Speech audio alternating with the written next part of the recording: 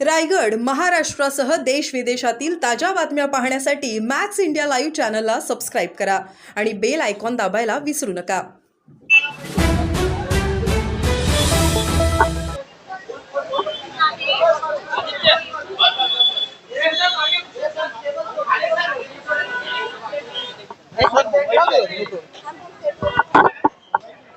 एक मिनिट थोडं पसरा.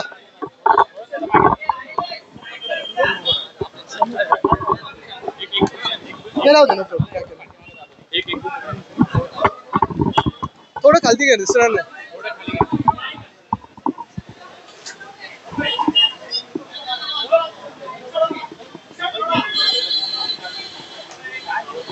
आज आमचे सगळे शिवसेनेचे स्थानिक मुंबईतले जे नेते आहेत, उपनेते, विभाग प्रमुख, पदाधिकारी, युवासेना वगैरे सगळ्यांची महिला आघाडी ही बैठक झाली.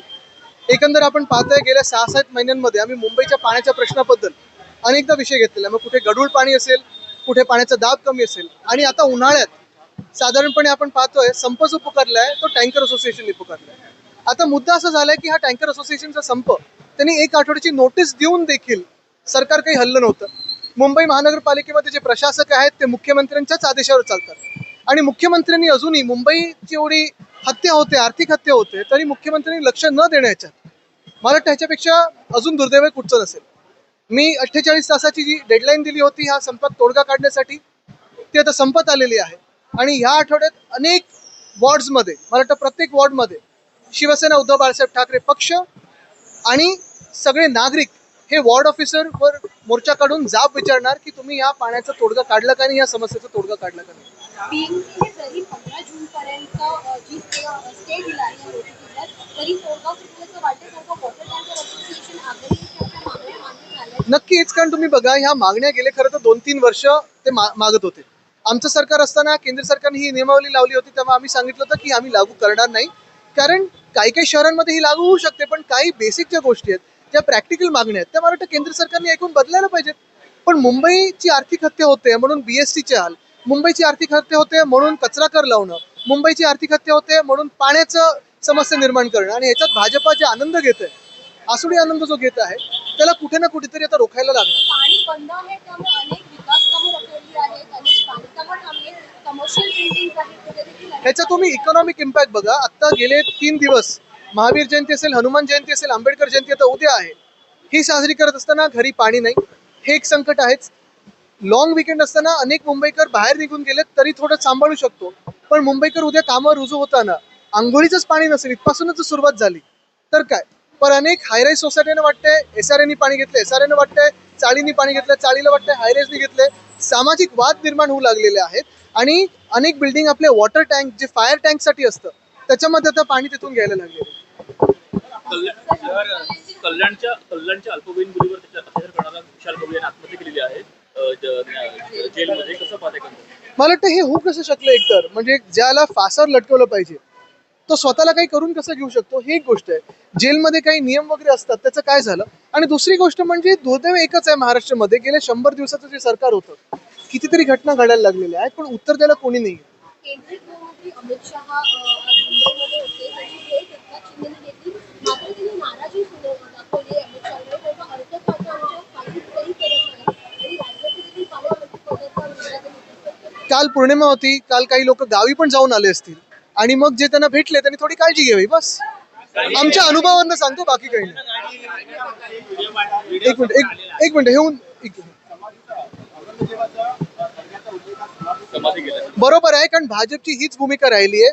जसं महाराष्ट्रावर मोगल असतील किंवा हे अफजल खान वगैरे सगळेच असतील, हे आक्रमण करत राहिले, भाजपची देखील तीच मानसिकता आहे की महाराष्ट्र लुटायचा.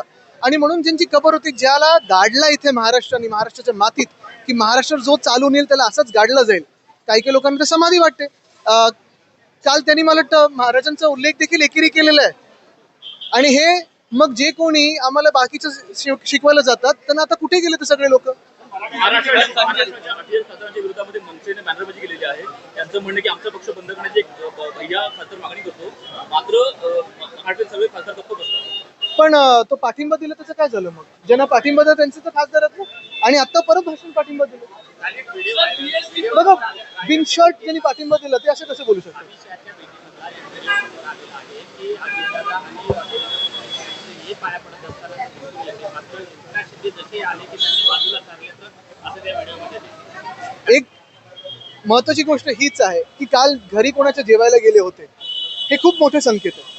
हे यशस्वी गटांनी किंवा जे तिथे आता हळूहळू पैशासाठी वगैरे जातात त्यांनी लक्षात घ्यावं की पुढच्या काही दिवसात काय होणार.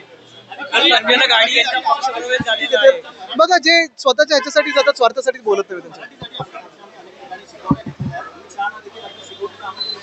आम्ही जे प्रामाणिक मुंबईकर आहेत, जे मुंबईत अनेक वर्ष राहिलेत किंवा नवीन देखील आलेले आहेत, ज्यांना मराठी भाषा शिकायची पण येत नाही आणि त्या अडचणीमुळे बोलू शकत नाही, त्यांना एक संधी आहे की चला मराठी बोलूया. आणि माझं हेच भूमिका राहिली आहे, माझ्या आजोबांची भूमिका राहिली, वडिलांची भूमिका हीच राहिली की ज्याही राज्यात तुम्ही जाल त्या त्या स्थानिक भाषेचा, त्या कल्चरचा तुम्ही आदर सन्मान हा केलाच पाहिजे, शिकायचा प्रयत्न केला पाहिजे. काल अमित शहाचा उल्लेख काल वाढली पाहिजे मात्र कमी होत चालली. BST वर आता ॲडहॉक जनरल मॅनेजर दिलेले आहेत. ते जात आहेत रोज, ते काम करण्याचा प्रयत्न करतात. पण एक आहे, मुंबई महानगरपालिकेने BST ला मदत करणं गरजेचं होतं. दुसरी गोष्ट म्हणजे मी आधी पण बोललो होतो, आमचं सरकार असताना आम्ही 10,000 इलेक्ट्रिक बस मुंबईत आणू इच्छितो, ते सगळ्यांनी बंद केलेलं आहे. दुर्दैव असं आहे की ह्या वर्षाच्या शेवटापर्यंत जी BST प्रत्येक दिवशी 32 ते 35 लाख लोकांना मदत करते प्रवासामध्ये, त्या BSTचे आकडे साधारणपणे 250 वर येतील, असं हे फडणवीस साहेबांचं काम आहे. सर BST छोट्या जे मिनी बस होत्या ते आता दिसत नाही रस्त्यावर. मराठा इतिहास संशोधक असा उल्लेख केला अमित शहाचा. कसं पाहता? कुठे हॅबिटॅट मध्ये होतं त्यांचा कार्यक्रम, की कुठे होता? कॉमेडी क्लब मध्ये होता का?